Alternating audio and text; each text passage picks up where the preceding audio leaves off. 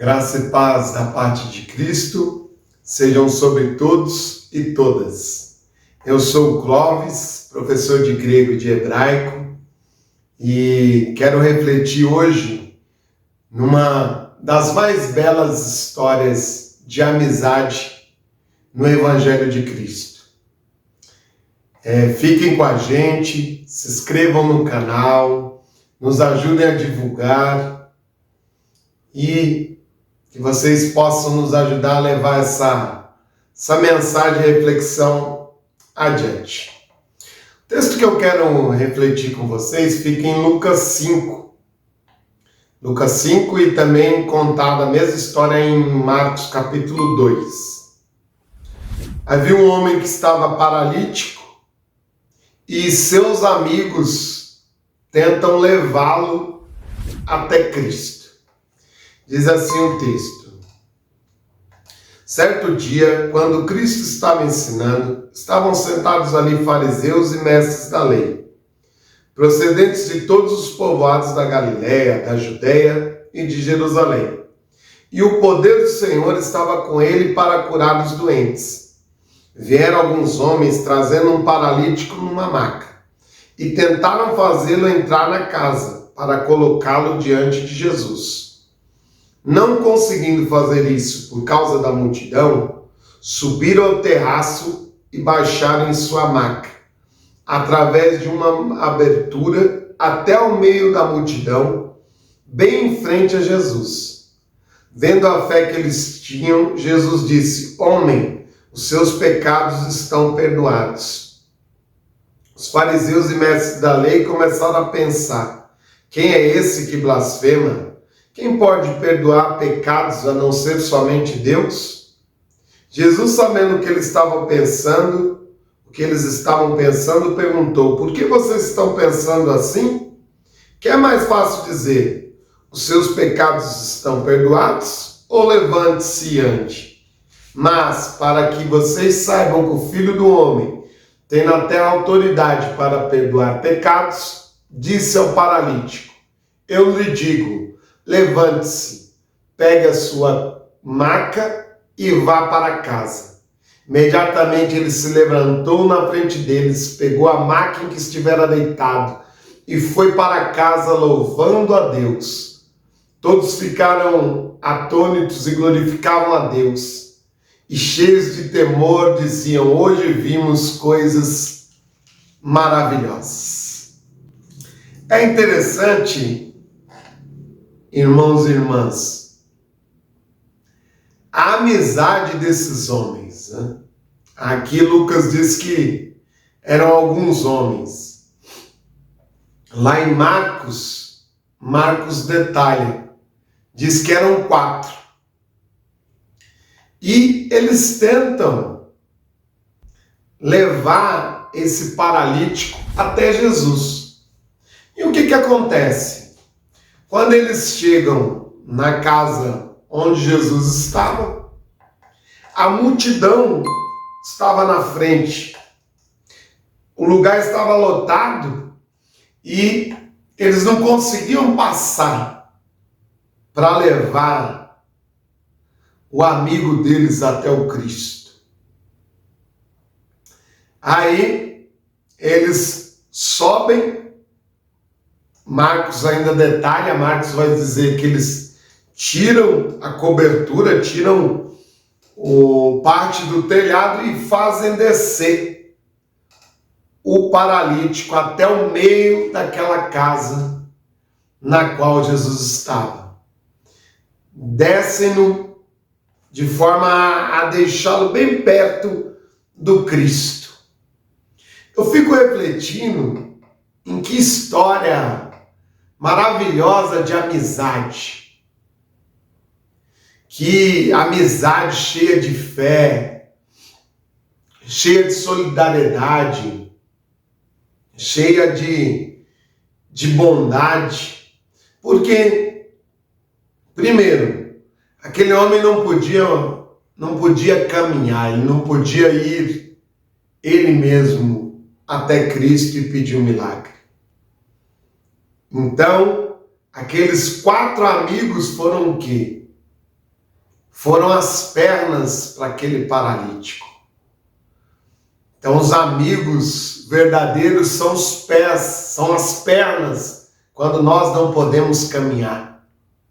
São o nosso movimento na vida. E esses 4 foram isso para aquele homem que vivia deitado numa cama. Ele não podia caminhar até Cristo, mas aqueles 4 homens foram seus pés, foram suas pernas, foram seus movimentos para chegar até o Cristo. Mas eles podiam também ter desanimado. Chegaram na porta da casa, a casa tomada. A multidão cercava o lugar. Eles poderiam já aí ter falado, olha, nós tentamos, nós nos dedicamos, demos o nosso máximo, mas você viu, não tinha como, né? A multidão rodeia o lugar, a multidão tá toda espremida aqui, cercando Cristo por todos os lados, nós não temos como chegar até Ele. Mas não, eles não desanimaram com esses obstáculos. O que eles fazem? Eles dão um jeito de subir e, como Marcos vai dizer, abrir a parte do telhado, descobrir ali a parte de cima e descer esse paralítico até o centro da habitação, ali onde Cristo estava. Eu fico pensando no trabalho que deu, né? Porque eles tiveram que arrumar alguma coisa para eles poderem subir, algum tipo de escada ou algo parecido. Eles tiveram que arrumar cordas ou algo parecido para fazer descer a maca pela parte superior. E a primeira vez que eu li isso, eu fiquei lembrando do filme do 007, Missão Impossível. Me vinha à mente, porque o 007 enfrentava vários tipos de obstáculos e se sobressaía de alguma forma criativa e inventando alguma forma que parecia impossível, né? Mas alguma forma de resolver o problema. E aqui, irmãos e irmãs, eu vejo um amor leal, um amor que se dedica e busca novas formas para socorrer o amigo. Porque eles poderiam realmente ter abandonado essa missão, mas não. Numa criatividade amorosa, ou num amor cheio de criatividade, num amor criativo, eles conseguiram dar um jeito. Quando não era possível por baixo, não era possível por terra, eles tornaram por cima, pelo céu, né, pelas alturas, e realizaram esse desejo de aproximarem o amigo do Cristo para que o amigo conseguisse a cura. Realizaram a missão que parecia impossível. Como? Com muita dedicação, com muito amor, com muita entrega, pensando no outro. E por isso, essa história me maravilha como uma história maravilhosa de amizade mesmo, de se doar pelo outro. Nos primeiros obstáculos, nós, na modernidade, já queremos desistir até dos nossos próprios ideais, até das nossas próprias metas. Que dirá nos esforçarmos, nos dedicarmos tanto assim pela vida do outro? Nos dedicarmos tanto assim pela vida do nosso amigo. E nem é uma luta para resolver um problema que seja meu, mas é um problema do outro. nem é um obstáculo para eu realizar um sonho meu, mas sim obstáculos e vários obstáculos que vão surgindo para realizar o sonho do outro, o objetivo do outro. E esses dias eu tenho refletido nisso, quanto nós estamos dispostos a nos empenharmos pela vida do outro. Quanto nós nos movemos quando a dor é do outro, né? Aqui a doença era desse homem que vivia deitado. Seus amigos conseguiam se mover, conseguiam andar, conseguiram até mesmo levantar essa maca num trabalho coletivo, num trabalho de cooperação, onde cada um fez a sua parte e conseguiram levantar esse homem e depois fazer descê-lo com todo o cuidado possível para levá-lo a Cristo, que poderia curá-lo, assim como o fez. Mas quanto estamos dispostos a nos doarmos pelo outro? Quanto estamos dispostos a nos esforçarmos pela vida de um amigo? Quanto estamos dispostos a cuidar de um amigo no momento desse, a buscar uma solução para um amigo nosso com problema?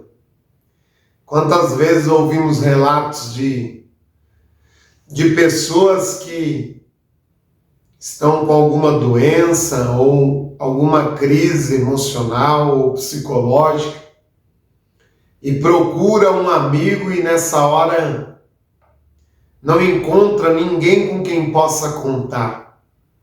Quantos relatos vemos assim? E Jesus, mesmo, exorta a nós todos, porque quando criticam por fazer uma cura no sábado, Jesus mesmo diz aos doutores da lei e aos fariseus ali presentes, Jesus diz: olha, se cair uma ovelha de vocês no buraco, qual de vocês não gastaria todos os seus recursos para salvar essa ovelha? Vocês se empenhariam, vocês se dedicariam ao máximo, gastariam todos os recursos humanos, gastariam todos os seus recursos físicos, mentais. E por que vocês me criticam se eu estou cuidando de uma ovelha minha no sábado e curando essa ovelha? Por que vocês me criticam? Eu estou apenas me esforçando para salvar essa vida. Eu apenas gasto minha energia, meus recursos para cuidar dessa ovelha minha que sofre. E se vocês fazem isso com as ovelhas de seu rebanho nos campos de vocês, por que vocês não fazem isso com as ovelhas de Deus no rebanho humano?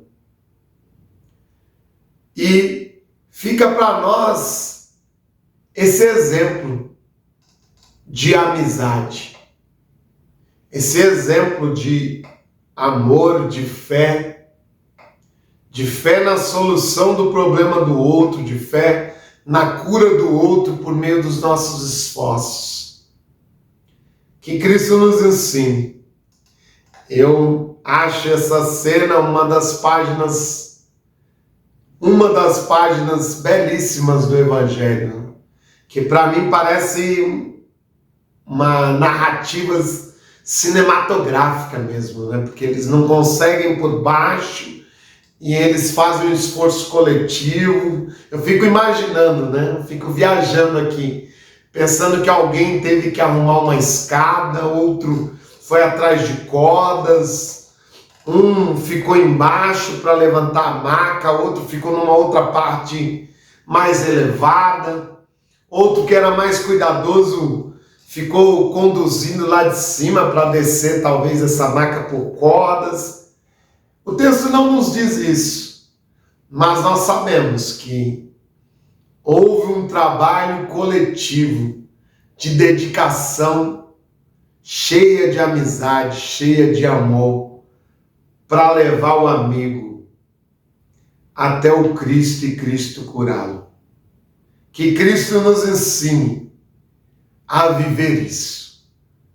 Esse tipo, que nós possamos ser amigos assim. Às vezes nós cobramos porque não temos bons amigos, mas certa vez eu li, e não cito a fonte porque eu não me lembro onde, mas eu li que nós temos os amigos que somos. Os amigos que somos é que refletem os amigos que temos.